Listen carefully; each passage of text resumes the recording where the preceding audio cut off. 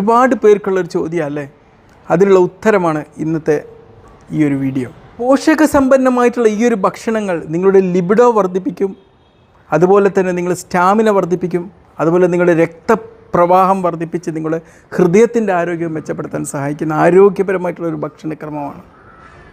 തീർച്ചയായിട്ടും ഇതിൽ ഞാൻ 1-ാം സ്ഥാനം നമ്മുടെ മുത്തുച്ചിപ്പി എന്ന് പറയുന്ന മത്സ്യത്തിന് കൊടുക്കുകയാണ്. കാരണം നമുക്കറിയാം, നമ്മൾ ലൈംഗിക ശേഷി വർദ്ധിപ്പിക്കാൻ സഹായിക്കുന്ന ഒരു ഹോർമോൺ ടെസ്റ്റോസ്റ്ററോണാണ്. ഈ ടെസ്റ്റോസ്റ്ററോൺ ഉൽപ്പാദനത്തിന് ഏറ്റവും കൂടുതൽ സഹായിക്കുന്ന ഒരു മൂലകം സിങ്കാണ്.